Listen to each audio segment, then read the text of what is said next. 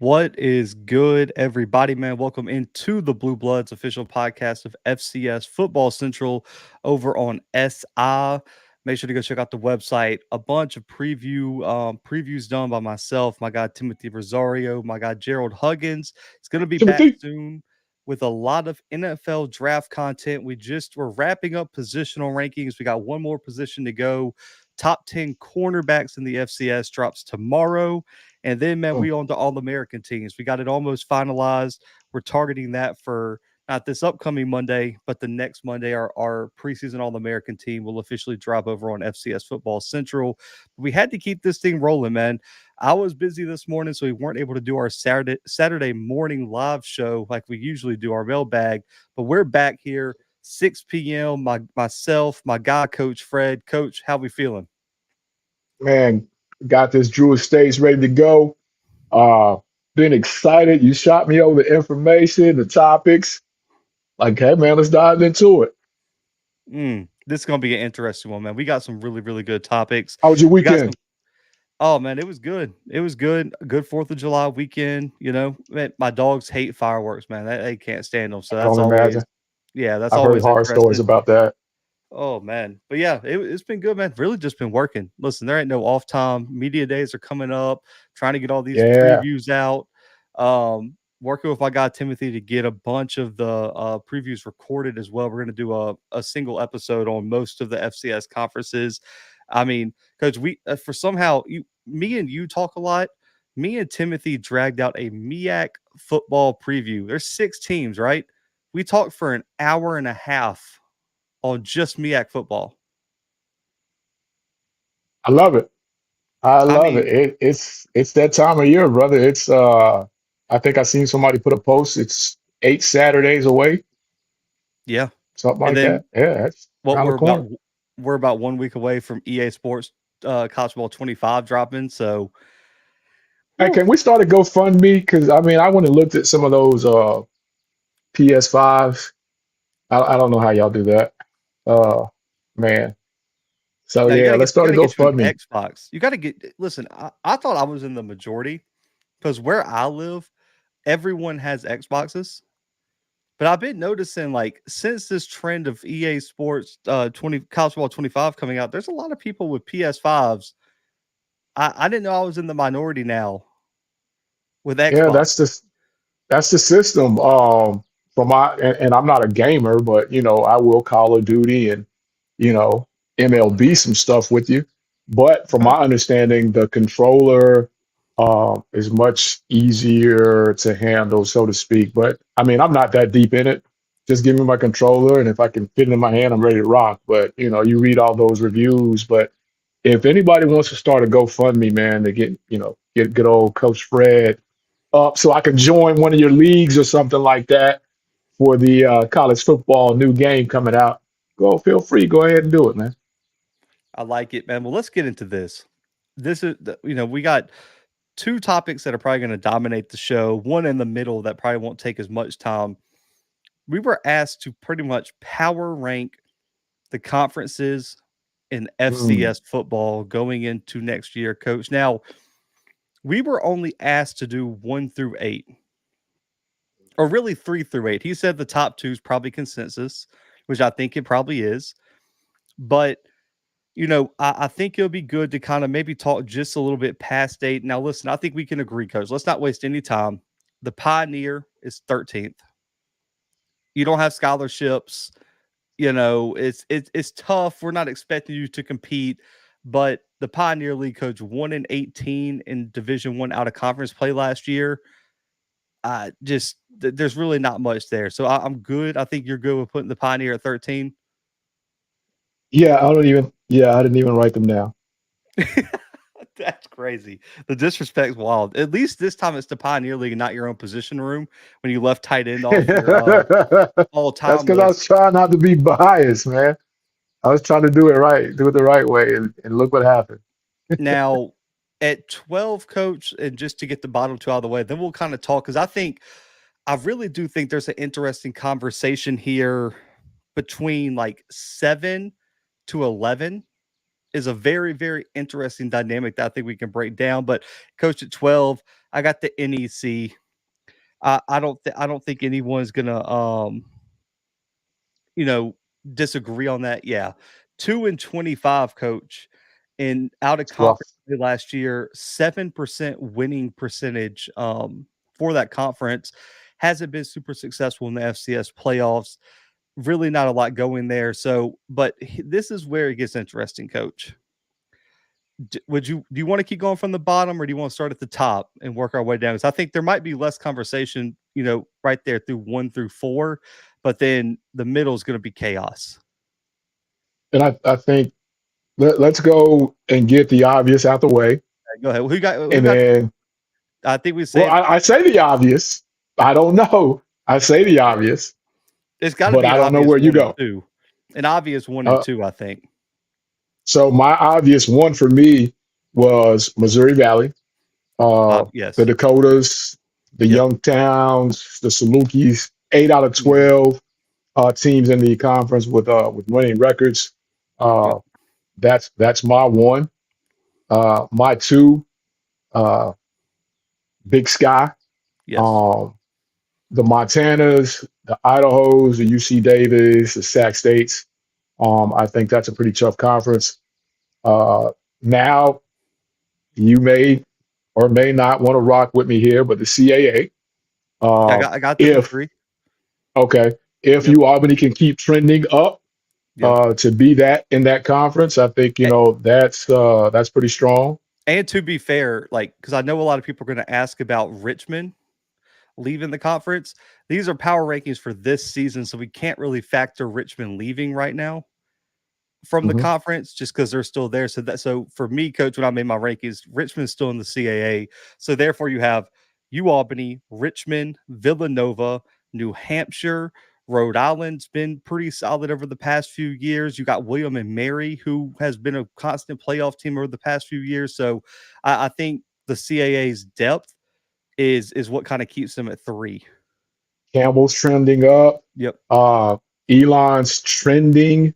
And Yes. like you said, yeah, a few others in that. Now four, I need you to follow me now. Follow me. Four, just because I think they play really good football, and I don't think people give them enough credit.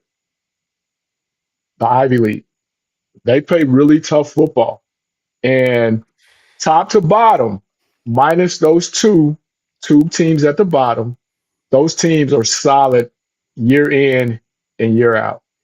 I think that's a pretty good league. I mean, what all they have to play with, the athletes that they bring in there. Sure, they're going to be working at the Pentagon in 5 years, but for this year, they're playing football. I like the Ivy League, but that could also Mm. 1A, 1B with the OVC for me. Whoa, whoa, whoa, whoa, whoa, whoa, whoa, whoa. All right, now we're gonna have to back it up. Um, okay, I'm with you. I like Valley obviously is the number one conference. Like, listen, until someone wins a national title that's not in the Valley, we got Got to be. we can't have this conversation. Now, I do think the gap. Okay, coach, and me and Timothy probably talked 30 minutes about this on our Big Sky preview. I think the gap in terms of depth. So obviously the 1 and 2s, the Montanas versus the Dakotas. Dakotas have the obvious advantage because they consistently win those games. Right? Now, or when they count, let me just say that in the national title. But when you look at like 3 through 8, I think the gap has significantly shrunk over the past few years, where Idaho's kind of gotten back to that point where they're a yearly contender. UC Davis is playing at a high level. Sac State's playing at a high level. Weber State's has some runs in there. Even I guess if you want to extend it, Eastern Washington's in that mix. Portland State Northern hasn't been terrible Northern out of Arizona. conference. Northern Arizona's has some wins. Now, the question is when you jump over to the Valley, how would you rank them in terms of what they have, maybe 3 through 8, when you get into the Illinois states, you get into the Northern Iowas, you get into the North Dakotas and South Dakotas, the Youngstown states you could throw in there too. I don't think the gap is super wide between the middle of those conferences as it once was, but I do think what keeps the Valley ahead of the Big Sky is just winning national titles. In impressive fashion, no doubt. Yeah. And when it comes to head to head, I think, like you said, when it counts, they come out on top of that. But it's tough to do this in all fairness to you and me because I think it's on a year to year deal. Yeah. It just kind of depends. I think the top three in every conference is always going to be the top three.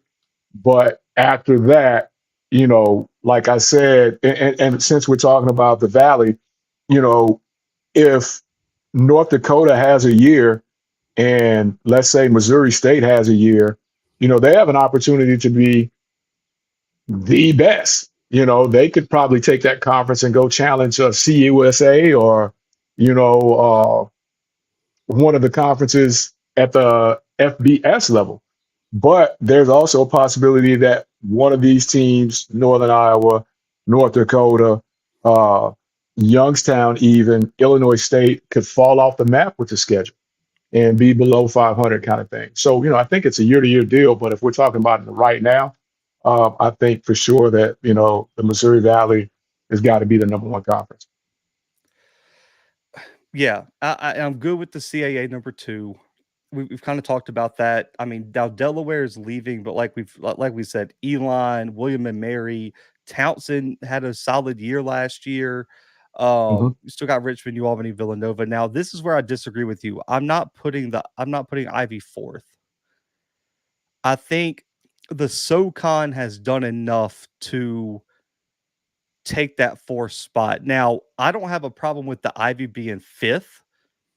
But when you look at the SoCon with what Furman, Mercer, Chattanooga, Sanford, ETSU all have been playoff teams recently, and Western Carolina is right on the precipice. Yeah, I Go, said either or.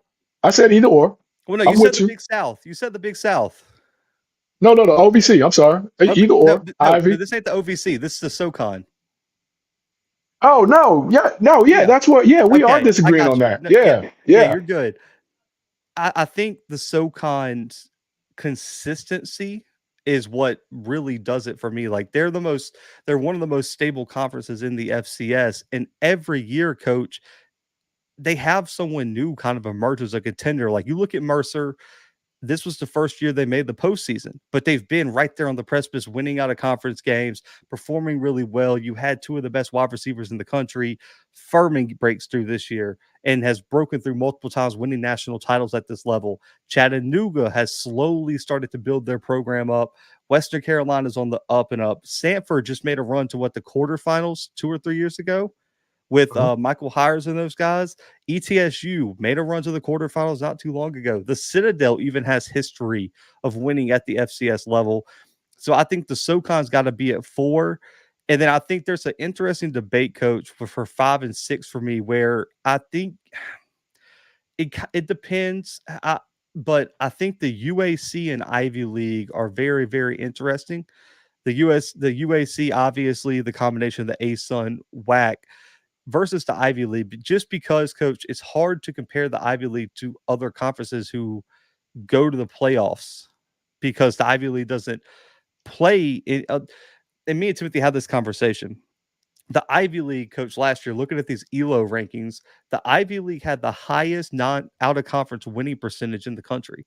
They won Uh-huh. 62% of their out of conference games.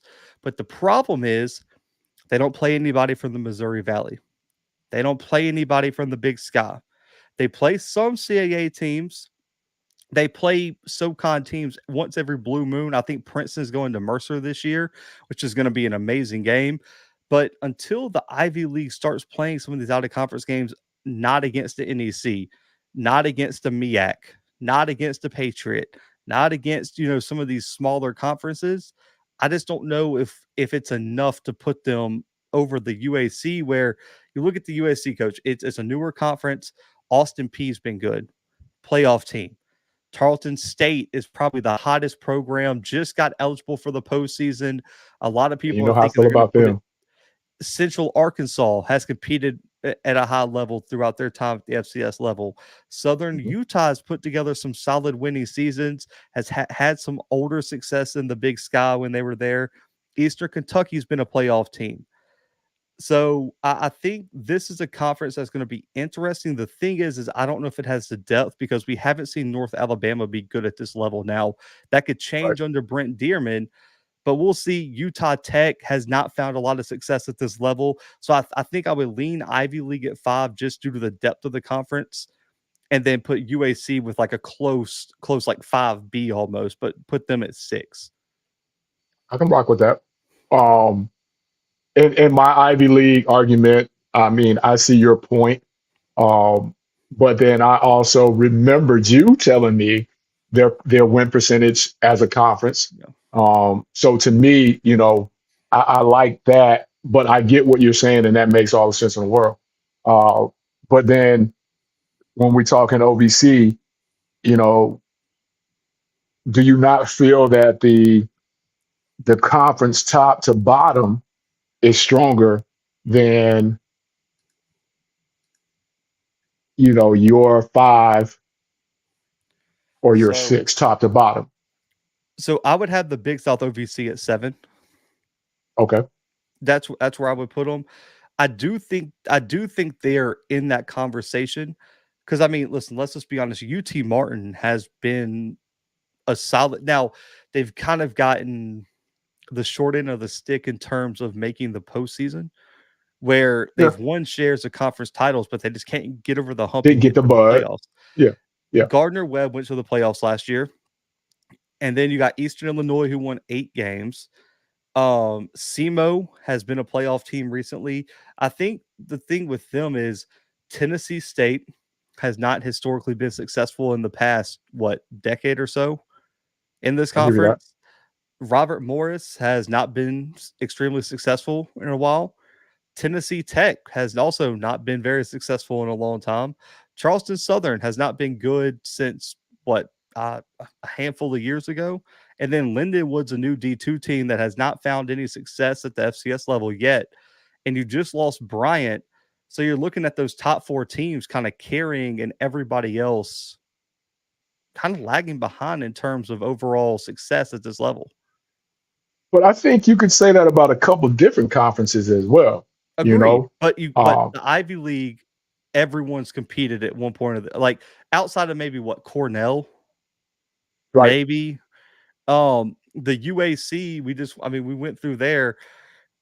Even their D2 program who's coming up is competing. They got the North Alabamas and the Utah Techs, but everybody else has been putting together winning seasons and or making the playoffs.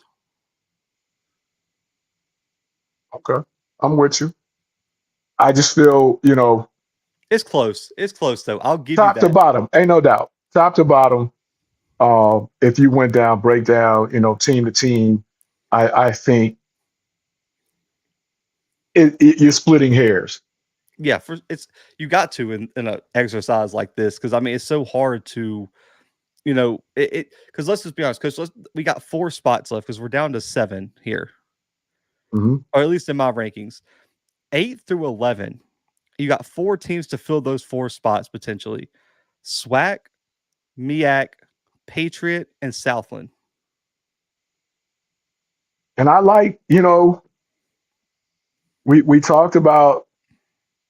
I just don't know if the Patriot has enough That's fair. um, to beat out and bear with me. Yeah, I compete in this conference, but I think when you talk about the SWAC and you talk about the 2 divisions across both of those divisions, there's 7 strong teams. I think within the SWAC that would give the nod as a conference um, over, Lafayette, Holy Cross, Colgate, Fordham every now and then, you know. Um, and then again, you're talking numbers and things like that. Uh, I think SWAC outweighs them just a little bit Here's when the we're deal, talking though. top teams. Because you have a conference that has a lot of teams, and you have a conference that doesn't have that many teams. But That when you talk across both divisions and you take the best teams out of those divisions, I think the best teams out of the East and the West in the SWAC, I think they match up pretty good to even a little bit better than the top three, top four in the Patriot. Oh man, this is gonna be we're gonna have to have a conversation about this because I'm with you in terms of just pure numbers, but you say there's 7 good teams, in the SWAC right now. Any given year, any Any given given year, year. Any given year. any given But year. I I don't look at it in terms of raw numbers like that because you have a conference with 12 teams compared to a conference with 7. Right. That's why I said if you take Yeah.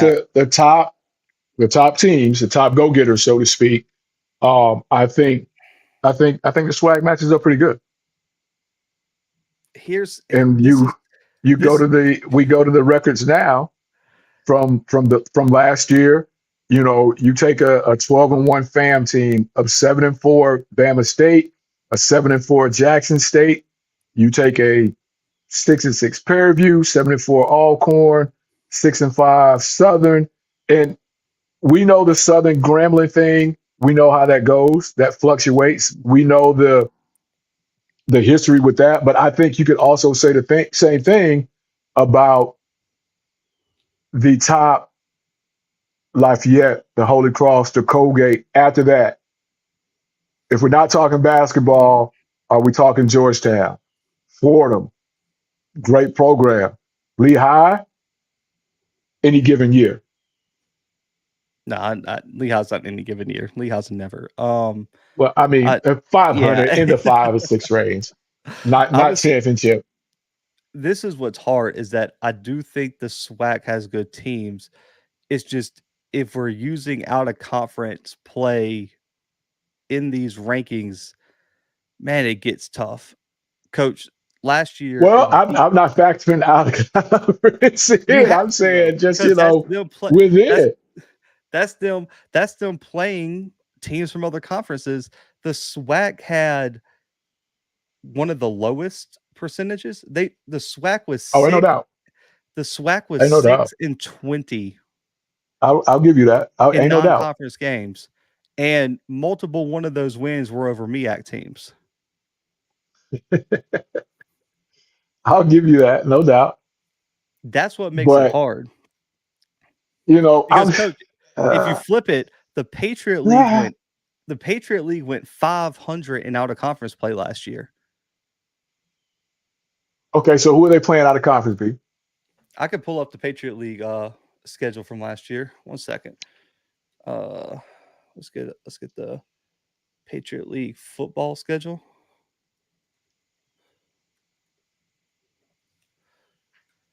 Let's In any see. given year, they're in any given year, in any given year, I'll take I'll take it on the head. Last year, top to bottom, may not have been the best year for East West football in the SWAC. But I mean, you talk FAM, you talk Bama State, you talk Jackson State. Bethune says they're fixed. Bethune was really good in the MEAC. Well, they were decent in the MEAC. All right. Prairie View, the Braves, Southern Grambling have always challenged, have always really been good. So, A&M teetering, we know where they are right now with it. But if those dudes come on, I mean, I think it's a pretty good little deal. But again, same could be said about the South. No, no, no, no. I don't. I think the South. I think the Southland falls significantly lower, especially if we're going off of last year. I got. Mhm.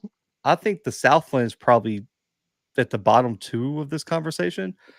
The Southland went 3-27 in out of conference play last year. Well, again, that's where I want to make sure I had them there, but I'm just saying from a uh, And then any here's given year standpoint. oh god, this is where I give the advantage to the Patriot League slightly Mhm. is out of conference, and the Patriot League has beaten FBS schools in like 3 or 4 consecutive seasons. Can't argue with that. So I think I'm putting the Patriot at 8. And then I think Southland's 11 for me right now. Coach, you want to look at the Southland last year. I just mentioned they're out of conference record, 3-27. But then you look at Yep. that conference, a I have them 6-5 Nichols won that conference. Right, which is crazy to me. And then they go to the FCS playoffs, get shut out. Incarnate Word goes 8-2, but they didn't play anybody. Right. Then Lamar was Lamar. 6-5, but they struggled in out of conference play, dominated in conference. Southeastern's 3-8. Commerce is 1-9. McNeese was winless. Northwestern State, the tragedy ended their season short, but they were winless. Right. That And Houston conference had Christian was on the rebound. Yeah. that conference was atrocious last year. Now we'll see what happens. Adding Stephen F. Austin, Southeastern Louisiana historically has been pretty good, but right now I think the overall number of teams in the conference isn't great right now. And I just think the quality of football in the Southland has not been good the past year or two. So I think the Southland took a massive step back last year. So for right now, going into the season, not really judging off of the past, 5 years or whatever, just basing it strictly off of 2023, I think the Southland's probably 11th. I could go with that. Maybe. Yeah, because when you look at only having two teams, so to speak, with winning records, I mean 6-5, no doubt is. I mean, we're gonna take that and run every day of the week. So you're talking about 3 teams with winning records. I don't. It's tough to argue for them. I'm with you on that. So I feel I'm with you on that. Yeah. You'd have to give me a strong argument to say that they are not 11. Yeah. If that makes sense. Like I said, if we're basing off of last year, they have to be. Now the question comes, is the SWAC at 8 and the MEAC at 9, or do you Most flip? definitely. No. SWAC at 8. Hey, we won the Celebration Bowl. We won the SWAC MEAC Challenge. Yeah, SWAC MEAC Challenge. So we get the nod. Yeah, I'm looking here. I was pulling up their record. The MEAC had a slightly better out of conference record last year than the SWAC. The MEAC went 9-22 in non-conference games against Division I opponents.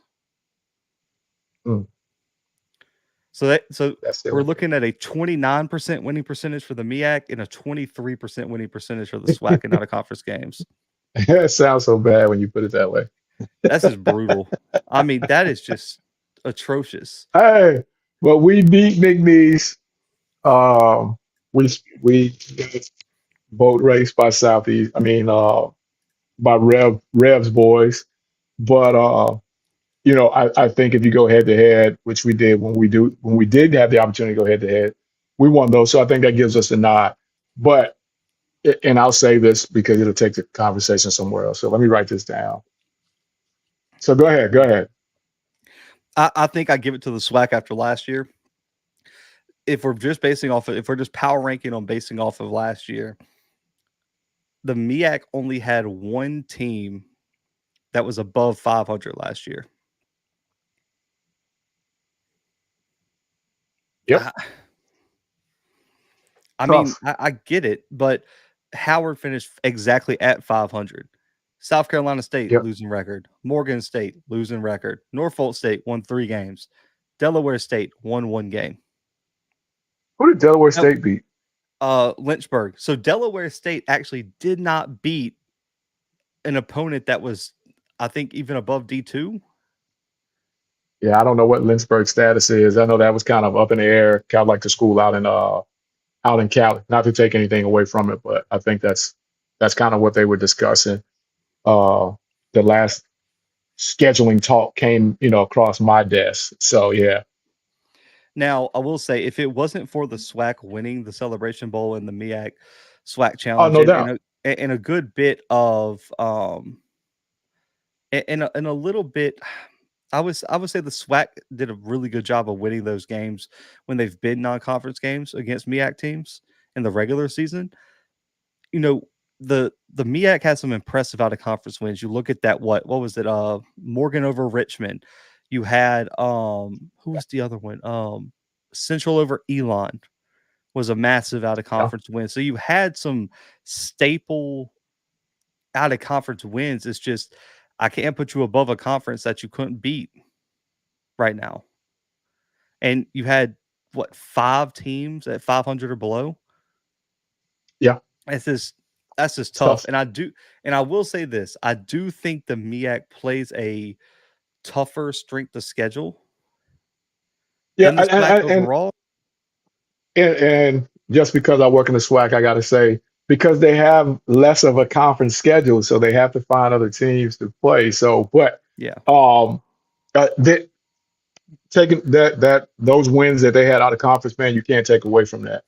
Um, that was big for HBCU football. That was big for their conference, no doubt about it. But the head-to-head meetups, we won this year, so we're talking about the 2024 year. So I think you have to put the SWAC over them in the conversations. Now, Rodney asked, so FAMU, Jackson, Alcorn, Bama State, Prairie View, Southern all had winning records. How many of those outside of Alcorn beat an out of conference team that wasn't against another HBCU? Mm, I think it's none. yeah, because I don't think At least not last year. Now, no, was it 2022 that Jackson beat Campbell? yeah, Coach Prime's last year there, yeah, So that was one. Let me see if I can. So Jackson beat South Carolina State, doesn't count. Um, I'm scrolling through here looking at just like the SWAC master schedule. Um, I think that was the only one because yeah, Prairie View got boat raced by Houston Christian. Um, I think we were the only one. yeah. I'm scrolling through here. You had that Alcorn over McNeese. What was it, 17-3? God, this is tough. Yeah, I'm scrolling through here. I don't think there's another one. I'm at October 7th, coach. I think out of conference play was over by then. That's right, because That was Prairie done. View, yeah, Prairie View lost to Houston Christian 30 to Yeah, they nothing were. that year. Yeah, they were late. That game was late in the year. Yep, Yeah, so 0. yep. Outside of us. Yep. Yeah. And Coach Green, he said outside of Alcorn, yeah, Grambling beat Northwestern State last year, right? Mm-hmm. 2022. Yeah, so that went last 23. year, Yep. D-Live. So it was 2022 they beat Northwestern State. And it was like that neutral site game they had. In Yeah, Shreveport, I think it was. so 0, coach.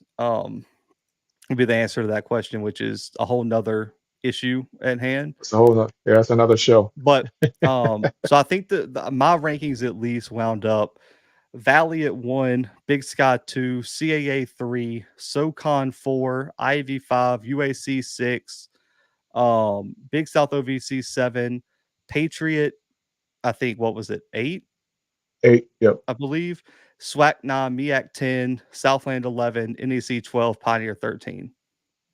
Yep. We So, were close. yeah, We were that's the close, but uh, it was splitting hairs. But we were close. But then before we get to our next topic, don't you think? And correct me if I'm wrong. Shouldn't shouldn't the SWAC and MEAC have to play every year outside of the SWAC MEAC challenge? Shouldn't there be cross scheduling in that somewhere there other is. than that game? No, I There mean has been. across all six. All six Oh, of them across should all play. 6? Yeah. I just Mm, I just think that would be so I just think that'd be so much fun. I think that would be so much more of a setup for the HBCU national championship game. Um, and I'm trying to get in touch with Mr. Grant because I got massive ideas, but I can't get in touch with him. So if anybody knows him, tell him I'm trying to find him. But imagine those 6 teams and they take 3 from the East, 3 from the West, and they play each year, and it may be a rotating deal. SWAC's on the road, or neutral site type thing. But I just think that would be so much of a setup for what you're talking about when you get to the national championship type thing. Um, Here, what's here's your opinion on that? uh, question one: what classics are the SWAC is the SWAC giving up to do that? Um, I don't know what's going on with the comments. Here's the two other pushbacks I would have. I don't think it's a bad idea. I think one is to travel for some of these teams because think about it, coach. It's all about money at the end of the day. That's what the SWAC has That's why been teams vocal stuff in about. MEAC. All about Yeah. money. For the MEAC, it makes way more sense for Morgan to go play Townsend across the street than it would be for them to have to travel 1 year all the way to Prairie View or all the way to Jackson or all the way to Lorman and vice Well, I versa. think I think that's where the classics, I think, come into play. You know, you can't tell me the stadium that holds the kickoff classic for a mid-season blowout, Morgan State, Alcorn State, the Atlanta Classic. You can't tell me that wouldn't be a hit. I think it would. It's just like And I good said, football. does the money make sense? Like, are you going to be able? Is Oh there yeah. going to be a Oh, sponsor? you'd Are have you to going to be sell able it. to? Yeah, you would Yeah, definitely have to sell it. But but I I was just think thinking those of are strictly. sellable games. I'm with you. I'm just thinking of, from my point of view, if you're just doing a basic home and home type thing every year and switching it up, I just don't think financially it makes sense for those northern teams, the Delaware States, Oh, the no doubt. Morgans, the Howards, to travel to some of these other SWAC stadiums, and vice Because versa. Like you're right. it makes more sense for Alcorn to go play McNeese every 2 years for the home and home rather than you guys having to go travel to Delaware 1 year. And that would be the first team we would have to play out of the MEAC. Yeah. And if we're not So flying, I ain't going. that's a fact. And it better be early in the season because it's too cold once you get past like October up there. But Early in the season. I do think the other pushback would be if you remember when this kind of became a talking point with the Celebration Bowl, with not so it's a Celebration Bowl, but also the MEAC championship game. Do you remember how everyone was like, who wants to see a rematch and this and that? Yeah. And like Coach Oliver, yeah. think about that Jackson Southern game in 2022. It was hype and it was packed and everything strictly because Jackson Southern Gang has day. history has a history of playing each other. You know what I mean? That's Right. that's not well, it's not it's the Boombox Classic. But what would I have like think about how underwhelming the rematch was between FAMU and PV this year because that game was not a classic game. That game was not a historic rivalry. That's the pushback you would get is if you do too many MEAC SWAT games in the regular season, you increase your chances of having a blowout on October 5th where Alcorn goes and beats Morgan by 40. Well, if those two teams find a way to get back to the Celebration Bowl or the championship What's game, the quote hype? unquote, like Yeah, PV or FAM I get did, it. the Celebration Bowl is not going to be as hype. I get it. So that would be the other pushback. But and I agree with a lot of people in the chat. I think both teams, and I do want to let me offer this caveat: the team that is closest to the SWAC region is South Carolina State, and they have They're historically coming. played a lot of SWAC teams. They had Yeah. the games with A&M. They had Alabama Southern. A&M and FAM, and Yeah. they've And they played come out to of Southern. conference. Yeah. Yeah. And so South Carolina State has done that. But Central could do it. But what Central's doing is what the SWAC should be doing. Central is going to go play the Elons, go play those CAA and Big South OVC teams in their region, dominate them. And then when they get to the Celebration Bowl, they're going to go dominate the SWAC because they've been tested. I don't see the same mentality across the other conference right now. Hey man, we've had that mentality for a while. We've gone to Northeast and we've gone to Now, Stephen F. this wasn't for I'm just everybody. Now, playing. I I'm want to just say playing. Alcorn and PV have done really, really good jobs out of conference schedule. Like those teams deserve their credit. Honestly, like PV does not duck other Texas teams. They went and played Incarnate Word with Lindsey Scott. That Mm. they go and play like a Houston Christian team that was probably the best Houston Christian team in that school's history last year. So they're not ducking anybody. They'll go play in Abilene Christian. But there's other teams in the conference that don't schedule that way, and it's fine. And I don't want to get into that conversation tonight because we got a lot of topics to hit. We spent 45 minutes on this, but My bad. yeah, no, you're good. I just think it goes back to the two conferences, the MEAC and the SWAC, have different philosophies on out of conference scheduling, and one conference has a whole lot of classics that make a whole lot of money, and those can't go away. And the MEAC does not have the same thing going for it. And then also, two, when you have a conference with 12 teams and an 8-game conference mandate and a 6-team conference where you only got 5 conference games, it opens up the schedule a lot more. Like if Alcorn only had to play 5 SWAC teams, you guys would be playing a whole lot more Southland and UAC and Big South OVC teams on your schedule because you would have a lot more openings. So I just think it's not just a fundamental difference in availability for the SWAC versus the MEAC. And like Dr. Ville said, every school has a different philosophy in scheduling. But I just think if this conversation never evolves past this, the MEAC has 1 million openings on their schedule and the SWAC doesn't. We'll never evolve past that. I'm trying. Yeah.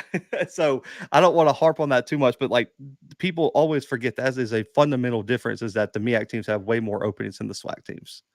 Get at me, Mr. Grant. Still got a lot of ideas for you, brother. But yeah, but like I think was it Lawrence or Dave? Someone said is listen, that SWAC MEAC, I guess, season challenge idea you've had. If it makes financial sense, then get it going. But until it makes financial sense, I don't see something like that happening. Now, That should be the week 0 game. I agree. Now, I've said that is that if week 0 to week 1, if you can structure it where you have like 2 MEAC SWAC games in week Oh 0, man, one kicking off at 2:30, one kicking off the nightcap in Atlanta, man, that would be let's do it. huge. And then week 1, you can have another 2 headline in the weekend. I think And then the next weekend, that could be huge, let's but do it. we'll see. But let's move on to this, man. This is going to be a quicker topic than the last one, though. And then we're going to get into HBCU transfers under the most pressure to round off the show. Coach, we were asked, should FCS football move to not a bowl game, like a strictly bowl game system, but should they reduce the size of the playoffs and move to and have bowl games on outside of the playoffs too? I don't think so. I think then you start to deal with the what's the outcry now with all the bowl games? Um, Too many, watered down, whatever. Now, for the student athletes, for the coaches, that would be, awesome if you could figure out how to keep it from being overkill.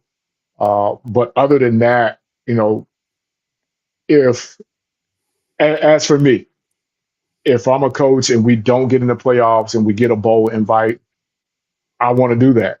But does it make sense for us to do? I think that's what it's going to come down to. And then who's going to want to watch it on top of the playoffs, that kind of thing. So if you can find a way to fit it, I say, yeah, but I don't know how you find a way to fit that to make it all kind of make sense. I just it's so tough to kind of have this hypothetical conversation because there's so many changes going on with the NCAA right now. Right. And a lot of these changes are going to have to be approved by the NCAA. And there's a reason that they designated FBS versus FCS because FBS football bowl subdivision, they have bowl games. FCS is a championship subdivision with playoffs, but now you've seen the FBS move to a playoff format. And so therefore, could you see it? Potentially. But here's the thing is, are you going to be able to get the same sponsorship deals for these bowl Right. games? Are you going to be able to My get the same travel? Are you going to be able to find a way to make it have not buyout money, but like award money for winning the bowl game? Like those teams get a massive payout for going to win the Bahamas Bowl. Are you going to be able to do that? Now, here's the I hate the attendance thing because I see it in the chat already. Like only certain schools will draw enough attendance for FCS bowl games. I don't know if you guys have seen the attendance of some of these bowl games. There's one in my Not hometown good. where I'm at. I don't know if Mobile's had over 10,000 people go to a game for the I know that one GMAC last Bowl year or wasn't, or the GoDaddy Bowl. Like a lot of these lower bowl games with group of 5 teams do not draw 50, 60,000 people. Like they're lucky to get 10, 20,000. but I think what they end up doing, and you hit on it about what I was saying with the Swag Me Act, they end up finding sponsors. Uh, and I think I heard it with the bowl game last year with South Al and Yeah. who did they play? They had the brawl at the end of the game. But Oh, anyway, South Alabama, Eastern Michigan. Eastern Michigan. So Yeah. they ended up, the sponsors ended up buying all those tickets and doing what we always talk about. Do they give them to the YMCA? They go give them to the people walking in the mall if they show up. But they brought the tickets, so the money is spent. And I think that's the money behind it. But when the camera pans out, it's actually nobody there. And So the crazy part is finding the sponsorships. the crazy part is they actually moved that bowl game in Mobile to Coach. You remember the stadium where they had that All-Star game you coached? It used to be Yeah, in that big stadium. You can yeah. And then they imagine moved what it it on looked like. campus, right? Yes. That stadium this year on South Alabama's campus was much more full because it's like, what, 20,000 less people than Lad? Yeah, right. No, when I used to go as a kid, Coach, you could walk in that stadium and sit almost anywhere that you wanted and You not wanted to. even be within like 4 rows of anybody else. There was nobody there. And so I don't think the attendance is the big conversation here. Now, here's what I think the FCS would be better suited to do, and I've called for this for a little while, is I do agree. And I don't think they're going to do it because let's just be honest, they're already having conversations about expanding the playoffs potentially. But what I 14. would to 28 teams in the FCS now. So they add 4 teams, I think, Shit, I'm late on the which is conversation. Yeah. which is ridiculous. I'm of the mindset you reduce it. I think you go down to 16. And then what you do is do what the FBS level is doing and make the games bowl games in the playoffs. Makes sense. Because I do agree with people. Like, let's be honest. Okay, so Coach, I'm thinking of the playoff field. Let's take the first 4. I think it was the first 4 teams out. Incarnate Word, UT Martin, Eastern Illinois, and there was one other team that missed the playoffs. I'm sorry, like Incarnate Word, Eastern Illinois, and the Dasani Water Bowl at any location is not going to draw TV eyes, attendance, or anything like that. I'll be the first one to say it. But Coach, you know what It could be will on draw? either one of those campuses. Yeah, At that time of year, it could be on either one of those campuses and then nobody's coming. no. Now the real money starts coming in when you take those top FCS teams that do have a following and put them in a bowl game like that. Coach, instead of just a random semifinal game. Let's just say instead of going to the Fargo Dome, you make that a bowl game, and now you have a North Dakota State Montana game with a bowl sponsor on ESPN. That's way more enticing than Eastern Oh, no Illinois doubt. Incarnate Word. No doubt.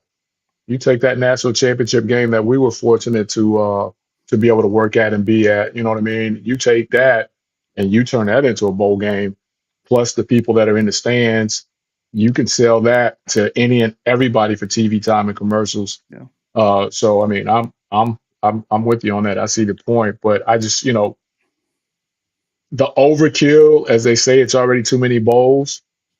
Now you bring a whole nother conference into that. I just don't know how you make it interesting enough to keep that from being part of the conversation. Let me ask you this. Excuse me. Um, when you watched the Alabama Michigan game last year, did it really click to you that it was the Rose Bowl? Mm-mm. I think that's the point. Like if you make the bowl game as part of the playoffs, it's just a semifinal game. But Yeah, you have a sponsor. You're at a neutral site. You're making some money. That's the thing. And let's be honest. I mean, and like Lawrence said, D3 has bowl games. Coach, you've been around the JUCO level. we JUCO has bowl games. played in two. I, so I think it's going to be a conversation about what the NCAA eventually does in the long run with all these subdivisions. Because if the Group of Five gets a playoff, you know, we'll have another conversation about this. Because And I I've think talked everything to changes.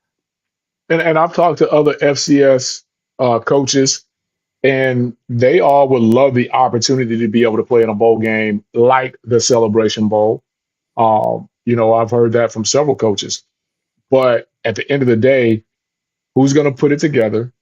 And like you said, who's willing to watch uh, Incarnate Word and Southeastern in a bowl game? What boardroom table are you going to be able to sit at and actually sell that? That kind of thing. So, Yep. I hope so, but I just don't know how you do it. Yeah, I'll be interested to see how the FCS fans feel. Let me know what you guys think on that because I'll be very curious to see everyone's thoughts on that. But I do think it will work inside the original playoff system, but I just don't know how financially feasible it is if you take the teams who missed the playoffs and do that because you're missing out on most of the big brands and successful teams that have big fan bases because they're always in the playoffs. Like Um, who's missing? yeah.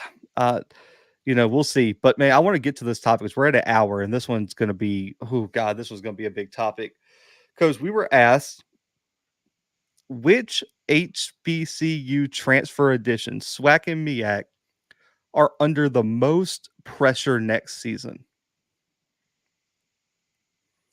You want me to go first? I think we got the same number one, right? I'm gonna go with my number two. Okay, I'm go gonna ahead. go with my number two. My number two is you pick any kid from the FAMU Grambling State roster. Mm, You pick any kid from the FAMU roster, he is under pressure because you pick any kid from the Grambling State roster, he's under pressure because, and don't quote me on this, but I hear a lot of those transfers from Grambling are having trouble to get into summer school and may not be able to get there till camp. That's added pressure, because now you've basically stripped away a team that had a lot of playing experience, that was one or two games, one or two plays away from being able to play in the SWAC championship. If you remember that, mhm. you know, they ended up on the short end of the stick on a couple games, versus us, versus Southern at the end of the year.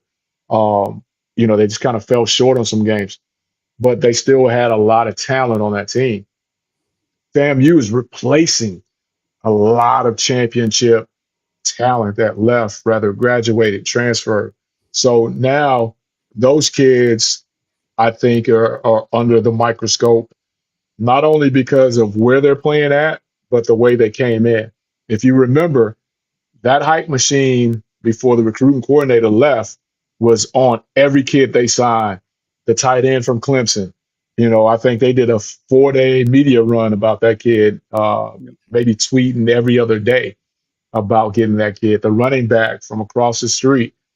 So I think any of those kids from any of those rosters, not naming any personally, from any of those rosters, pressure, pressure. Yeah, the one from FAMU that sticks out to me, and okay, so there's a few of these I want to put an asterisk on and just say I'm picking them if they win the position battle that they're fighting for.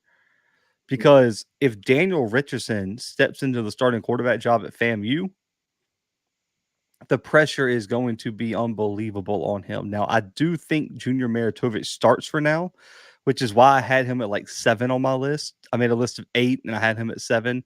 I don't know if he's going to start. So, therefore, the pressure might not be as high if he doesn't win the job. But if he steps into the starting job next season,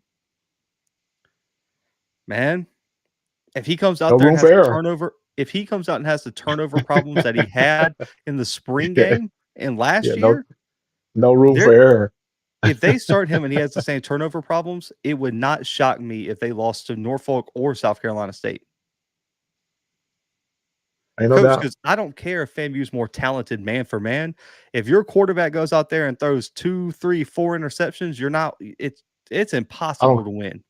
I don't care who you playing. I So don't care who you're playing. so Daniel Richardson is like the pressure meter would be massive for him. Now, another one that has a I guess a asterisk next to him would be Avian Smith at Alabama Mhm. A&M. Now, I don't think he wins a starting job. Listen, Langford is back for his sixth season. It would be hard for me not to see him winning the job, but there are some I guess some rumblings of Avian Smith being the guy at quarterback for them. Again, And, th- and you talk about pressure because if it is him, he's got to feel it. He's got to hear it. He's got to see it. I don't care what anybody says. He's got to see it. His coach job really rides on his success yeah, he's got to win right now. If right now. and you think and you look at Avian Smith, coach Auburn, Fam, Jackson, Austin P, all early in the season, man, he's got to be ready to go day one. And another one like that is Lucas Coley for Prairie View. I think any Steps in the quarterback big that wins shoes. that, yeah, and they hyped him up with no film. Former 3-star out of Houston, that kid's got to be ready to go in a especially in a quarterback friendly system. Because coach, this is what happened, and I want to spend a second on this without taking too long. There's certain situations where the quarterback is going to get more blame than the OC. And then there's other situations where it's vice versa. Coach, and you know what I'm talking about. At Texas Southern 2 years ago, the OC took all the blame because everyone was like, man, Andrew Body is this good. You're not putting him in the right position. Yep. This is your fault. He gets moved. Anthony Yep. Whedon is a proven offensive coordinator, has won awards for play calling, and everyone's hype on him. If Coley comes out and doesn't play well, coach, you know who they're not blaming? They're not blaming the award-winning offensive coordinator who's done it at Presbyterian, Campbell, and all his stops. not Guess who it's going to not this be? year. Not this year, Yeah, right? not So this year. they're going to say, "Oh, well, man, why did we put this kid out there?" And he's going to get all the blame. And I think that's unfair, but that's what's going to happen, coach. And you He's know, going to get because the year pass, and then the next year, yep, because let's just be honest. And Willie Simmons kind of got the same grace, right? If yep, Musa would have came in and been terrible, we would have been all like, man, Musa's this and Musa's that. And kind of everyone was already. But imagine if he went to play, even won a championship. Willie wouldn't have got oh, any of the blame for that. not early on. Now that second year, Yeah, that's different. uh, The first year. So I'm 50, thinking what, first year. 2022? No, no, first year, no. Yeah. Now, Because it would have been, there's a reason he's here. There's a reason he's down here. There's a reason he bounced back. yeah. That kind of thing. Right. I'm with you. Now I want to say this, and I'm pissed that Shell H in the chat took mine because I was going to throw this out here. This is an honorable mention because I think the question was about transfers incoming this year. There's a Oh, transfer, and I want. that was just my number two. I hadn't got to Oh, my number one. oh no, I haven't either. But this is somebody Okay. Okay. I did want to mention who he doesn't fit in the question because he didn't transfer in this year. He transferred in last year, and you know this guy real well, and it's Tyler Macon. But the Macon's thing not. that people forget now, hey, the pressure's on him, no doubt about it. But I Yeah. think people forget that he was the starter going into last season, and the high ankle sprain in the first game of the year.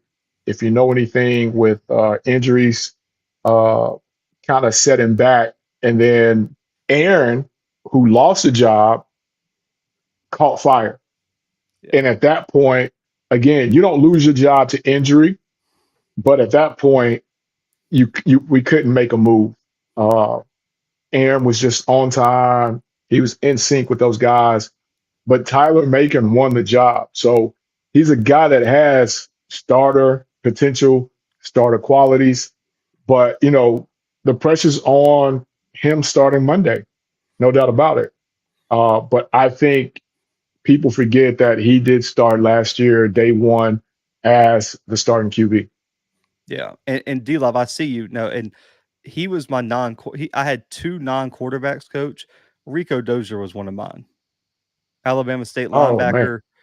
Now Oh man. listen, Rico, I don't think is gonna disappoint because he's proven, like, we've seen this kid do it at the highest level, and he's gonna be surrounded by way more help at Alabama State. So I can only imagine he's gonna have a better year. But you're replacing Colton Adams, who everyone thought should have been the SWAT Defensive Player of the Year for like 2 straight seasons. Not 1 year, but 2 years. Yeah. So the pressure's on. And plus, you're on that Alabama State team that's kind of the I media darling. Machine Central. Yeah. So Rico's on my list, D-Lob. Yeah. Rico Dozier is there. And I think the other non-quarterback before, Coach, we get to number one, because we're going to have to spend a second on him. Robert McDaniel, Jackson State defensive back. For me, he was on my list at 5, Coach, just because before last year, Coach, last year was kind of his welcome to the SWAC breakout season, got HBCU All-American honors, all SWAC from some publications, is being ranked among the top 25 defensive backs in FCS coming into the year. Going back to Jackson, I think Robert McDaniel has a lot of weight on his shoulders, man, and he's on a defense that has a lot of talent, especially in the secondary. You look at Asias Guthrie from Delaware State, was a freshman All-American defensive back as well. He's got a lot of pressure to live up to the hype because everyone's talking about Robert McDaniel. That was kind of like the signature transfer for Quinn for that defense. I think Jackson Robert McDaniel's got to be on the list as a non-quarterback. Definitely. And having recruited that young man and spent time with him in the program, wish him nothing but the best. And it's going to be up to where they decide to play him. Yep. That's going to make it, work for him and put him at ease and make him most comfortable. But going in, the preseason hype for that defense, Robert McDaniel, no doubt about it. Yeah. And they've got to figure out, Quinn's got to figure out early on, because like you said, Asias came in, played corner, played safety, settled in at safety. So now you've got Robert, who could play corner, who could play safety, who could play your weak side linebacker. What are you going to do with him? And trying to do too much with him, I think, really creates the problem, because now you can game plan. Is he going to press? I'm going to stop the coach talk now because I don't want to give Quinn any ideas, because I know he's watching our show. But at the end of the day, yeah, he's got a lot of pressure on him, no doubt. The funny part is you should have seen the conversation our team had for FCS Football Central, because we wanted to split cornerbacks and safeties in our preseason rankings, and we were like, where does Robert McDaniel go? Because he played. I think he's a. Go ahead. I'll say because he played corner at times. He plays safety. Yep. Now, a majority of his time was spent at like a nickel position, but with nickels, they kind of sub in at corner a good bit of time, especially at the slot. So it was like we had no idea where to put him. We ended up just sticking him at safety because I think he played the most snaps at safety. And for me, and it's just me, little old coach at Alcorn, don't know anything. I think his best football is going to come at a nickel will type linebacker in the right system, because he's a kid that's long rangey. He's going to be able to put on a little weight, his frame. And I think just because of the speed aspect, I think he would fit better at a will when you start to look at pro potential, so to speak. Yeah, I think his 40 is going to really, kind of set the standard for that, especially because he's on NFL radars. We talked about that, but Coach, let's get to number one. Let's not waste any time about this. And I've talked to the bodies about this, and I'm looking forward to talking to Andrew for I think the 3rd consecutive season at SWAC Media Day this year. And I mean, there's Andrew, don't wear that turtleneck. It's too hot outside, man. It's too hot. I just want to get that out there. I think it's Andrew body, right? It's got to be Andrew in terms of pressure. That's my number one. That's my number one. That's I, my number one. I Um, don't even know how and to I even put think it into it's terms. uh, I'll start. I think you flow off of me better than I flow off Okay. of you because I started laughing when you started saying things. But anyway, um, I think it's really unfair to that kid the amount of pressure that's being put on him, whether he feels it or not. He seems to be one of those kids that's, you know, in the words of late great Stu Scott, as cool as the other side of the pillow. But to place all of your championship hopes and dreams on that kid, which I feel like they're doing, is unfair because this kid is new to your program. He's been there for 6 months. He came in for spring, but he's also coming off of an injury. You know what I mean? And again, you don't know how that's going to bounce back after that first lick. And, Lord forbid something happens to somebody else and he doesn't have the pieces around him. Now, it would be really scary if that guy, Keyshawn Johnson, was still there. It'd be really scary. But what are the pieces are going to be around him? What do they look like? And to say that you're going to put a bunch of receivers out there like me right now, that's unfair to that kid because nobody's going to see that his receivers can't get open. Nobody's going to see that they don't have a running game. All they're going to see is that we're losing game. And we talked about Andrew Body from January all the way up to this September day, and we look like this, then, whatever. I don't think that's fair to the kid. But to me, he's probably top five in all of college football with pressure. Yeah. I and okay, so I'm trying to approach this from multiple angles because I've seen the comments on it every time we bring up Andrew about that. He hasn't he hasn't proven anything, and he needs to do this and that. Like, I do want to kind of like reset the focus on Andrew because the hype is justified just in terms of an overall talent that he has. Like, people forget, Coach, he did set the Texas Southern single season record for total offense as a freshman. His first year out fully healthy. That he didn't even start the whole season, if I'm not mistaken. He didn't get the starting job till like game 3. Beat Southern his last full healthy year there at Texas Southern. 2 years in a row, if I'm not mistaken. Yeah, So, and then on yeah. top of that too, like coming from high school, I think the hype and the pressure was on him out of high school. Like, people forget, Coach, especially people who don't really pay attention to high school football. He ranks third all time in Texas high school football history with like 13,000 yards. And ask anybody from Texas, and they'll tell you about the quarterback history in that state. Yeah, I mean, he was a Mr. Football in Texas finalist, which, because we know what Texas football, high school football is. So I don't think people understand like the hype this kid had coming out of high school. He was doing what he could at Texas Southern. I don't know what the surrounding pieces were with Texas Southern. And like someone said, the coaching a little bit questionable at times there as well with decisions, unless it was that Sunday where they turned into the 68 Jets where he was hurt and didn't even get to play. Ladarius Owens went crazy, but I do think the pressure's on him because of this, because like you said, as soon as Alabama State signed Andrew Body, and I don't think that there was an FBS transfer that they could have signed that would have had this type of hype. As soon as Andrew posted on social media that he was going to Montgomery, Coach, there were people predicting it's Celebration Bowl. That's it. That Oh, was the playoffs. only goal. As soon as Andrew Body signed, and I don't think people understand how much pressure that comes with. And like you Oh, said, no doubt.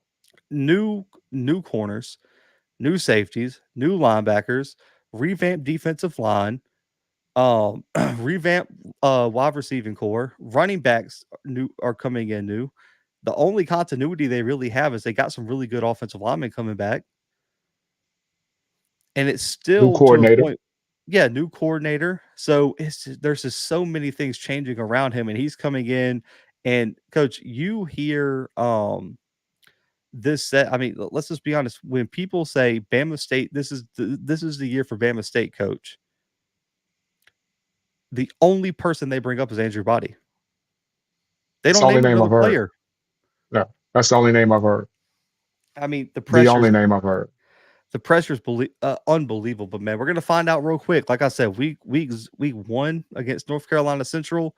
I'll find out what this It's team gonna is, tell, man. it's And gonna tell and them a lot. yeah, and I also want to throw this name out there, Coach, as he was my number 2. How about Eric Phoenix for South Carolina State, a quarterback? I didn't say him because I don't know.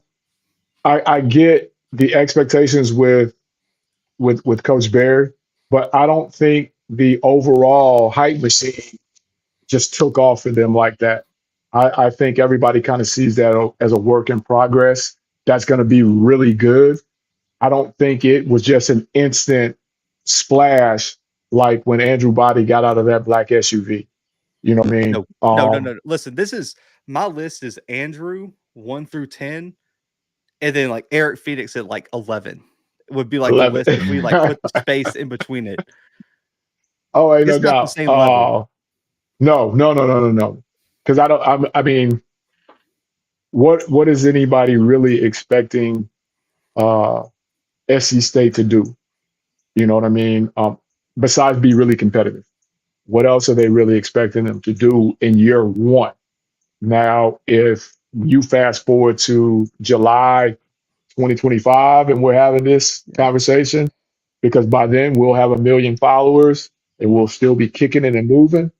But until 2025, I don't think the expectations is the same for Phoenix. I maybe within the program, but not just outwardly like it is for AB and those people over there. And again, wish them nothing but the best. But at the end of the day, uh, Andrew, don't wear that turtleneck. Don't do it. Don't do it. This Don't is a do it. good kind of transition because we have some quick hitters too that were submitted, and our guy We Sean. we still Go got ahead. keep or delete. Oh yeah, no, we ain't forgetting that. It was a good topic last week. But our guy Sean, South Carolina State fan, asked us, Coach, with Coach Barry adding, I think it's 30 FCS and D2 transfers. With his experience, success as a head coach, OC, offensive line coach, do you feel like there's going to be a massive, massive growing pains this year for the Bulldogs? It's how quick can they put those kids in position from day one to jail and put it all together, because that's what it all comes down to. I don't know what their summer schedule is. I don't know what SC State allows them to do when they allow them bring their team in, their kids in.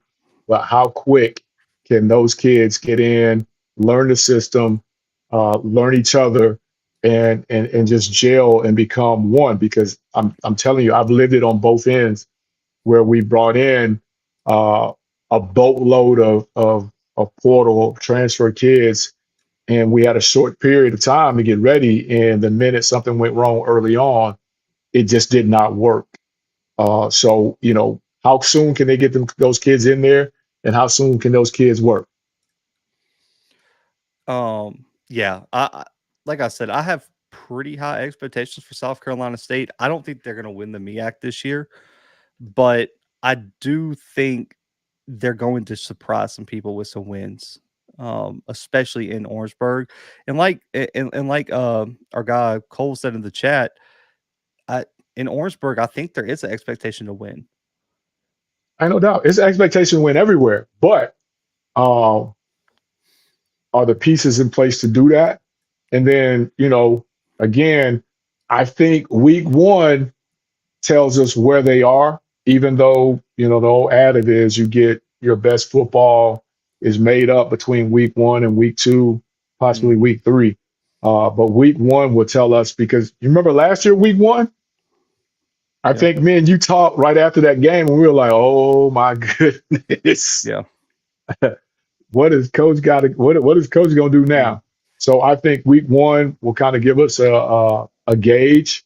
And then I think, going forward, week two and three, we'll see exactly where that expectation meter needs to be placed at. We also got a question. Can North Carolina A&T win more than 3 games this year? They better. Let's go through the schedule, Coach. I I got just you. I was just about to pull it up. I was I just got about to you. pull it up. We'll, Okay. we'll do this together at Wake Hey, you Forest. see, I'm working like you. I got my my other. Yeah, You I'm got working the like you, man. computer I'm serious about this thing. Yeah, I'm working offline like you, baby. at Run it Wake off. Let's Forest. go. At Wake Nope. Forest. Yeah, that's a loss. Nope. 0-1. Uh, Winston-Salem State, I think, is a win. I mean, That's doable. They've got to throw for doable. more than 25 yards. They've got to throw for more than 25 Bro, that's yards. a guarantee win. If they lose to Winston-Salem, man, ooh, our guy Josh is, oh my, eh, Dave, my guy, our guy Dave's gonna have to delete his entire social media. I mean, it's gonna be bad if they lose that game. But that's 1-1. Now, Delaware, Mm, I got to say, no. Delaware was really clicking and toward they the got extra end, even though they went scholarships down this to the year. playoffs. Yep. Yep. Yeah, they That's got gonna be a extra tough. scholarships That's gonna this be a year. tough game. I Tough don't game. see it. At North Carolina Central. No. Nope. If that No, was I at can't say home, that. It just, yeah, it depends on the quarterback play from NCCU, like we've talked about the whole deal.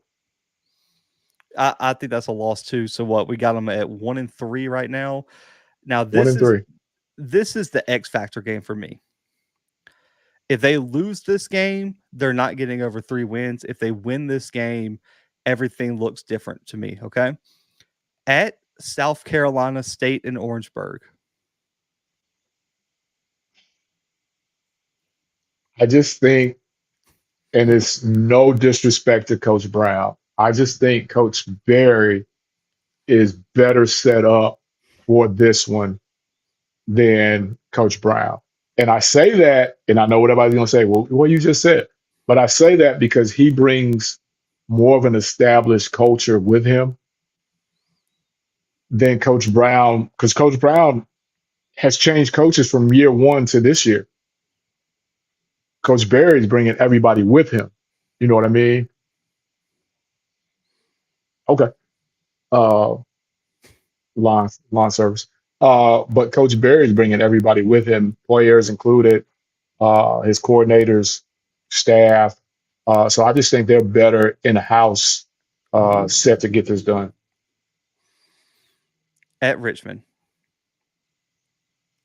Yeah. Yeah. Hampton. And this is A&T's homecoming. This is the greatest homecoming on earth.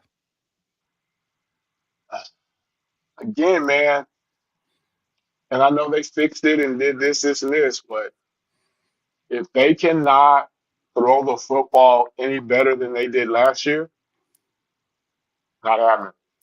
I got them winning against Hampton, especially with everything that happened this all season with Hampton. But that's a must win for Hampton too. Yeah, but I don't know if Hampton. It's I a mean, race to 14. It's a race to 14. I got A&T winning that one. So I got them 2 wins right now. At Campbell, Again, that's another program that's trending up. A lot of hype. We know what they've done in the recruiting trail with transfers and the whole nine. I don't think that's happening. William and Mary. That ain't happening. Oh, this guy at Villanova, That ain't happening. at Townsend,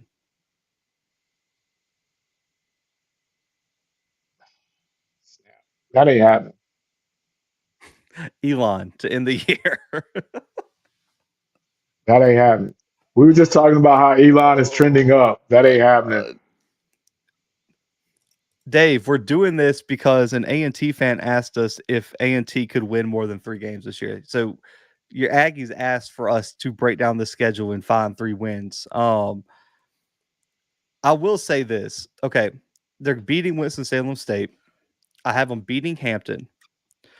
And then I think there's 3 50-50 games that they could potentially win depending on what the other, depending on their quarterback situation and depending on the other team's question marks, if that makes sense. I think Townsend is still a 50-50 game. Coach is on the road, and as good as Shinnick looked, maybe, had that program look in year one, I wouldn't pick A&T to win that game now, But on November 16th, coach, you know how this is with the injury bug, with momentum. We don't know what Townsend is going to look like. So I think that is a 50-50 game for A&T on November 16th. The But other one B, is, the only thing I say about that and I get it, from year to year, the expectations in recruiting, you're getting better. But if you cannot throw the ball for more than 50 yards in a game, in a college football game, but you're they not lost winning any of those. they replaced all their quarterbacks, I think. I think the The only one system that's is a system. but they got a new OC. How soon can they pick the system up? New You know, quarterbacks, new OC. you do know who their OC is, right? Yeah. He transformed that team out in Texas to the Jets. I know who he is. I mean, listen, they can run the football now, coach. They can run the football now. I will say I That's a different brand of football, though. That's a different brand of football. agreed. And listen, I do want to say this. I don't know who's going to win the job, right?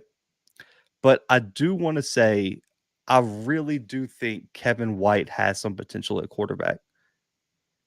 That was the kid that came in. I don't even know how many games he started last year. I know he played in 7, but that kid was a true freshman, coach, and just got tossed into like chaos last year. Coach, I don't know if you would have thrown any other quarterback in the country into that system with how bad that offense was, and anything would have changed. It was I, terrible. ain't no doubt. I remember me and you talking offline, and we were like, that's got to be a typo. There's no way Th- that offense just did that. Coach, this kid came from Green Run, I think it's a city. He completed 81% of his passes for 49 touchdowns and only 3 picks his senior year. Where? I think it's Green Run, Virginia. I think it's somewhere around Newport, if I'm not mistaken. What But level of ball is that? I don't know. But listen, I'm just going to say this: he was the player here, all state, and like Dave said, he was the starter in their only win last year. I'm with it. I need them to be good. I really do. I need them to be good. Um, I don't know Coach Brown, but I'm pulling for him. I need them to be good, but Coach Brown's a defensive guy, and he could not be happy with looking at passing numbers in certain games that was under 50 yards. I He agree. couldn't be happy with that. I agree. I think the other 50-50 game is South Carolina State, just because we don't know anything about what Coach Barry That's an away game has. too, right? Yeah. Yes, that's in Orangeburg, which is a tough place to play. I would pick South Carolina State as of right now because let's just say Eric Phoenix isn't what we think he is. And I've talked to a lot of South Carolina State people. That defense has a lot of question marks because there's a lot of there's not a lot of returning talent defensively. If that Right. defense doesn't live up to the hype, you know what the best cure for a bad offense is? A bad defense. Hey, let's just see if we can get in a shootout and win this thing 55-53. There you go. That's all it takes. And I will say this, and I'm really, really high on this team. Even though it's on the road, I wouldn't give A&T this game, but they do have massive question marks. Campbell, I think, is an interesting game because if you remember, A&T beat Campbell 2 years ago for their homecoming. Right. And on top of that, Right. too, new starting quarterback, lots of new starters in the front, 7 for Campbell.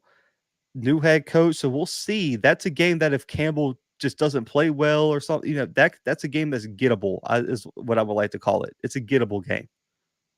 How many kids left Houston Christian to come to Campbell with him? A lot. I think a lot. And let's So not it's not forget, a new Coach, system. let's also forget this too. Let's not forget this. He recruited that whole roster too. Like he was the recruiting coordinator before he went to Yeah, Houston Christian. left, So came back to those same kids and brought yeah, more kids he with him. he Ain't no only left doubt. for 1 year too. So it's not like he was gone Yeah, for an extended amount of time. ain't no doubt. Um, He knows all of them. They know him. I think A&T somewhere around 3 wins again. I just don't know if I have enough to get them to 4 yet until I see the quarterback play. Like Kevin White's got to be the guy I think he can be, and that's a lot Yep. to ask from a true sophomore. take your lumps this year and come back in 2025. We have this conversation again. We're gonna rock with Kevin. All right, this is a quick hitter. How many playoff bids do we see the CAA earning this season? This is from the same North Carolina A&T fan that asked us the last question. I'm gonna say this, Had that Coach. wrote down. Oh, you already Go got ahead, B. you I'm already got listening. this one. Oh, I'll say you already got this one written down. I don't even know if I sent this one to you. This was just I think he submitted Yeah. this right um before the show. This is me and Timothy have had this conversation a few times about just it, what is the CAA right now? And if the CAA doesn't work out, who gets that other bid? I'm just looking at last year's standings just to see kind of where we're at. I think these are the guarantees right now, Coach. I'm just going to go on a limb and say these teams are no question making the playoff. I think it's Villanova, Hmm. Richmond, and William Hmm. and Mary. So that's three. And that's And then that's go ahead. and then I think the question mark, the one I would put as almost a guarantee is Elon. Yeah. And that's my because I had three, possibly four, Yeah, depending on Elon trending up, which we already talked about. yeah, And I'm then with I you. think some of the other conferences will play a part in if they get that four, uh, depending on what happens with the I think the SoCon and the Southland. Yeah. Yeah, I think that gives them, that opens the door for that. Now this is going to be a really this is going to be a quick hitter, and this is going to be an interesting one. The most important HBCU classic this season. The most important, you I've been thinking already about know this where I'm one. going with this. Go But ahead. you already know where I'm going with this. No, go ahead. I'll let you take it. There's no other one with the preseason hype and the way things are leading up. And you can say it's not a classic all you want, but it is the Soul Bowl, because the Soul Bowl would determine, from what others are saying, the Soul Bowl would determine home field for the SWAC championship game. Oh man. And I'm gonna sip my drink after that one. Shout out to Mr. Kilpatrick in the chat, man. Talk about Alabama State. He said that their final wide receiver, he said Keyshawn got all the targets for, obvious reasons, but they're going to be fine. They got talent over there. So uh, Dave said for Coach Brown's for Coach Brown, it's the Aggie Eagle.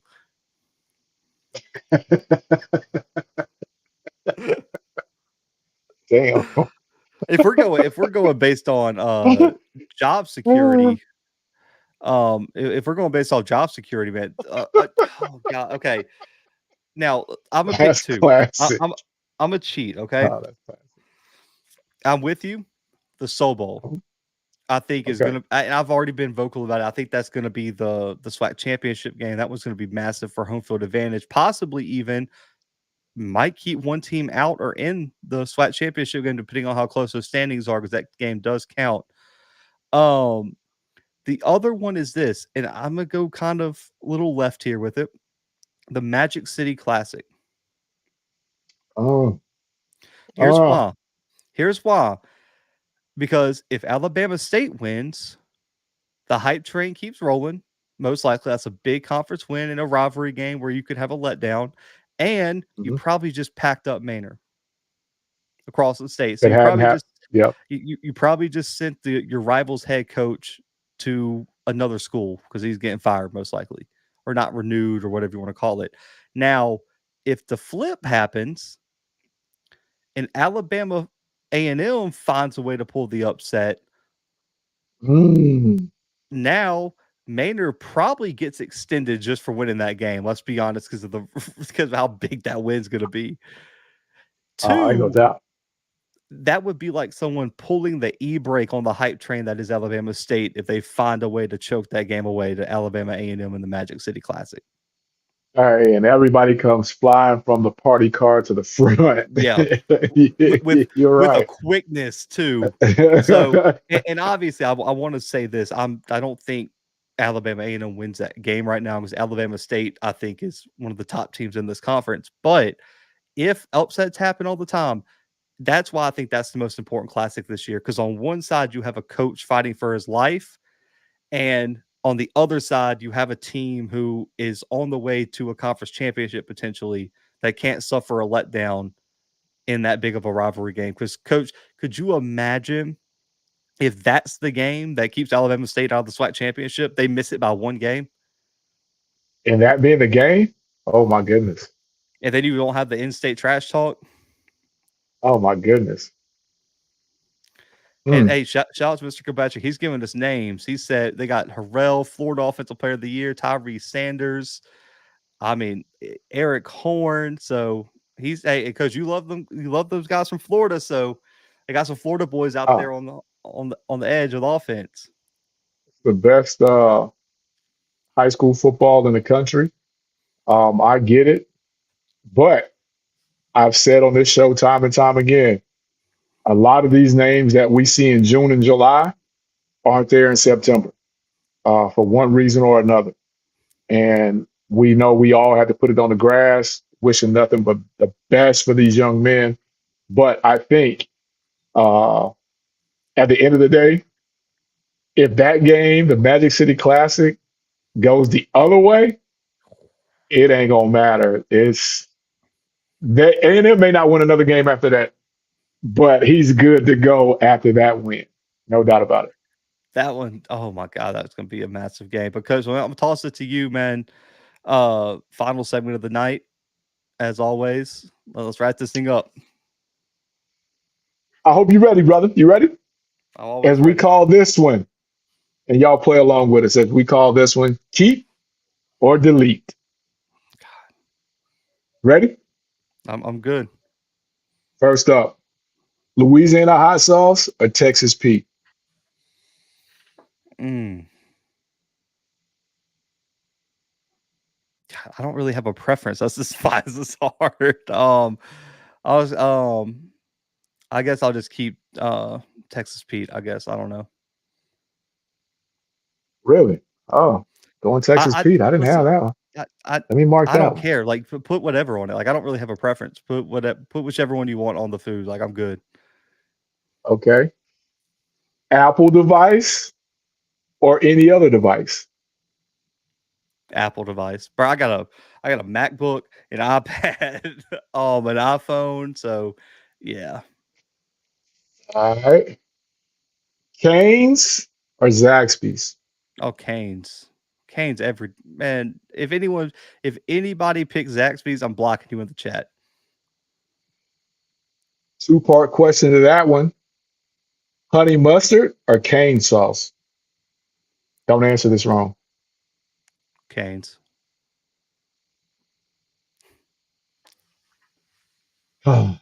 Okay. Oh Um, god. in enroll at South Dakota or Montana State? So South Dakota State or Montana State? Which one you enrolling in? Montana Keep or State for delete? sure. Montana State. All right. I didn't have that one. I had you going the other way. Listen, Okay. okay, so it's not because it has nothing to do with the schools. Like I have no idea where they rank, what I major in. One has mountains, I get one's it. in South Dakota. That's all the explanation I need on that one. Do I get to look at mountains all day, or do I wind up in like Kansas part two, I guess, or Nebraska part two, whatever you want to say? Okay. Here we go. It starts getting a little tougher right here, bro. Spaghetti with fish or spaghetti by itself? Spaghetti by itself. I'm not a huge like combo person like that. And we can renew the coaches show, the coaches lounge for another season. We agree. All right, here we go. Barbecue from Texas, Alabama. I know I put you in a bind here. Well, let's go. I'll be honest, like I don't think Alabama's really known for their barbecue. Like I don't think it's that different. Now, So if you you were going to say now, Texas? can I Can I get real controversial? I'll exclude Alabama. Okay. I'm going Carolina barbecue over Texas. If you go Carolina, let's just stretch it all together. We're gonna go Carolina versus Memphis, Tennessee. Carolina. Which one you? Carolina. Carolina. Okay, Carolina. Let's stretch it. Carolina. Carolina barbecue is different, man. Like I get that. Like I'm not gonna be one of those weird people that just say it's trash. Like in Texas, Carolina Yeah. barbecue is different. I think it's cooking it up in Okay. the mountains is what gets it that real good flavor. That moonshine base. Yeah. Snow or summer? Snow. Damn, I had that one wrong. I'm not listen. Okay, so this really ain't even controversial. I cannot stand like it being super hot outside. Like I know where I live, dude. I would much rather it be like 28 degrees than 112 degrees like it was today. I'm gonna take summer every time. I'm gonna take summer every time. Man, it's way too hot out here. Frosted Flakes, Cinnamon Toast Crunch. Cinnamon toast crunch. Cake or pie? Mm, I'm not a Don't big fan matter of the cake. either. Don't matter I'm the not. pie. I'm not a big fan of either. I guess I'll go cake. I'm not a huge like sweets person like that though. Okay. BCS or the pole national championship? Oh, so we don't even include in BCS, I guess, because man, with the poll, you had like 7 national champions in BCS. Yes. BCS. All right. I'm gonna test you right here on this last one, brother. Oh Lord, Pat Dye, Nick Saban. Who's coaching your franchise? Nick Saban. What? Yeah, Without hesitation? well, bro, crazy. If you, I don't care where I got my degree from. National championships or 9-win seasons. Like, what are we doing? Nick Saban. I did not have that one. Yeah, Okay. yeah. Listen, Okay. I paid Auburn way too much money to just not be truthful with like the show. What are we doing? Yeah, Nick Saban. Man, you could have put any coach up there. It was Nick Saban. Did he poison the trees or did he not? Oh, he admitted he poisoned the trees, so he absolutely poisoned the trees. But he came back and said he didn't do it. He absolutely did, dude. He absolutely did. Because those trees definitely died. So it's like that's like killing somebody and being like, I didn't kill him. It's like, why is he dead right in front of you with when you got the weapon in your hand? What are we doing? Oh my god. Hey, I know you're listening. Come get on the show with us. Let's talk about that scam news. Oh man. No, he ended up dying, I think. Did he? The dude that poisoned the trees, I think, died a few years ago because the Auburn fans went and rolled the trees when he died. Oh man, Yeah. my bad. Rick Yeah. Body. Yeah. Shout out Mr. Body, man. Shout out Mr. Body. Definitely gonna catch up with Mr. Body at a game this year, man. Because I'm definitely going to that Alabama State Jackson game late in the year. That's on the list. That's not even debatable. We're All gonna right, be Mr. there. Body. The Mobile Classic. There's only one hotel for you to be at now, brother. You know what Oh, I'm I talking about. forgot about that. I forgot that Bama State and Alcorn play in Mobile. Port Yeah, City Classic. we're all gonna have to get together on that one for sure. Coming to Everybody in the Mobile. chat. I don't care who you representing. Everybody in the chat. Port City Classic. I need y'all there. I got the tickets. Blue got the tailgate. We in his hometown. Y'all are RSVP. We got it. Mr. Body, come hang with us now. I like it, man. Well, guys, man, we appreciate y'all, man. Over an hour and a half of FCS HBCU content, man. We appreciate y'all, man. Hit the like button, subscribe, and we'll be back next week, man. We got an interview dropping Monday with our guy Wyatt Anderson, recruiting coordinator, running back coach, run game coordinator, everything coordinator at Mississippi Valley State. Man, he chopped it up with us for almost an hour about all things going on at the Valley, what you should expect from the Delta Devils next season, recruiting. Man, we threw it back into some of the lounge topics a little bit on that one. You guys are going to really enjoy it, man. So make sure to check that out Monday. But me and Coach will be back next week with another live show. But for myself, Coach Fred, the Blue Bloods FCS Football Central men, we are out for right now.